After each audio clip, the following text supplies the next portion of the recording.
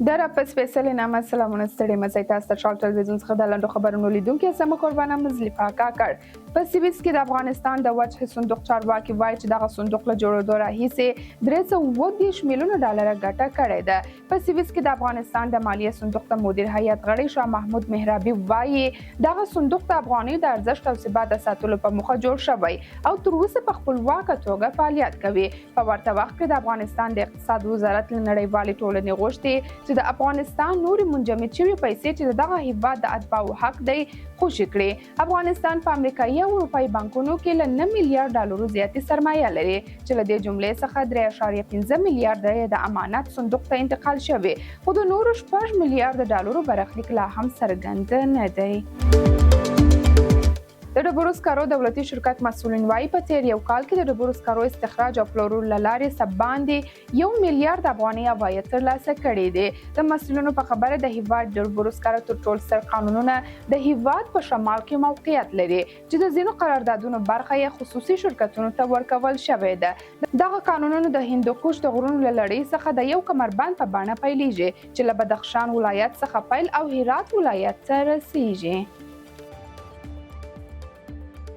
د ترکمنستان د بهرنیو چارو وزیر رشید مدروف ویلي چې هیواد له افغانستان سره په ګډو زیربنایي پروژو کې له 1.15 میلیارډ ډالرو څخه زیاته پانګونه کوي. د ترکیه حکومت اعلان کړی چې دغه هیواد امنیتي ځواکونو په 23 ښارونو کې د ګډو عملیاتو په ترڅ کې 88 کسان له داعش تروریستي ډلې سره د تړاو په تور نیولې دي.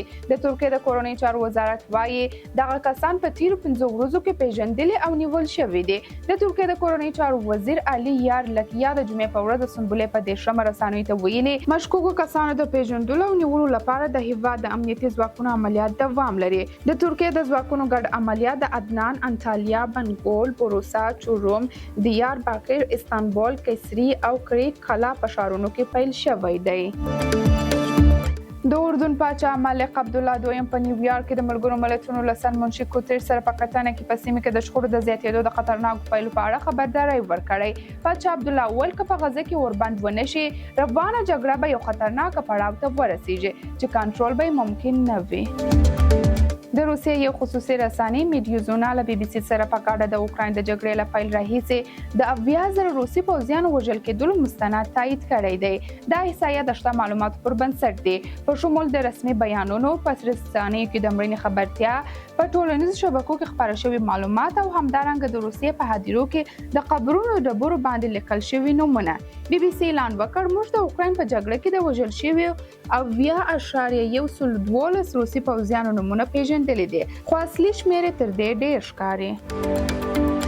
د اوکراین پوځي چارواکو د جمعې په ورځ اعلان وکړ چې د رسمي ادارو، حکومتي چارواکو او پوځ پرسونل لپاره د ټلګرام چینل کارول منع دي. دا بندیز د روسیې جاسوسي په اړه د اندېښنو له امله لګول شوی. د اوکراین د ملي امنیت او دفاع شورا لخوا دغه بندیز وروسته له هغه اعلان شو چې دغه هیواد د پوځ امنیت مشر کریلو بودونوف د روسیې د ځانګړو خدمتونو د وړتیا په اړه شواهد وړاندې کړل چې د پیغام رسونو شبکو ته جاسوسي کوله. تر دې مخکې د اوکراین امنیتي چارواکو په وار وار د جګړو پر مهال دغه شبکې د کارونې په اړه اندېښنې ښودلې وې. اولاف شولز به په راتلونکې اونۍ کې نیویارک کې د نړۍ له یو شمېر مشرانو سره وګوري. ټاکل شوی چې شولز د سپتامبر په 21مه د ملګرو ملتونو د راتلونکي په سرمشریز کې د ګډون لپاره متحده ایالاتونو ته ورشي چیرې چې هغه به د ملګرو ملتونو د اصلاحاتو پلان هم وړاندې کړي. شولز به د اوکراین او منځني ختیځ د جګړې او د اروپایي ټولنې د سیاستونو په اړه ملګرو ملتونو عمومي غونډې ته مهمه وینا وکړي. شولز به د سپتامبر په 23مه د ترکیې له ولسمشر رجب طیب اردوغان او د برازیل له ولسمشر سره هم خبرې وکړي. د لبنان په پلازمینه بیروت کې د اسرایل په یو هوایي برید کې د حزب الله یو جګپوړی قومندان وژل شوی. د اسرایل پوځ اعلان وکړ چې د لبنان په پلازمینه بیروت کې په یو هوایي برید کې د حزب الله جګپوړی قومندان ابراهیم عقیل وژل شوی دی.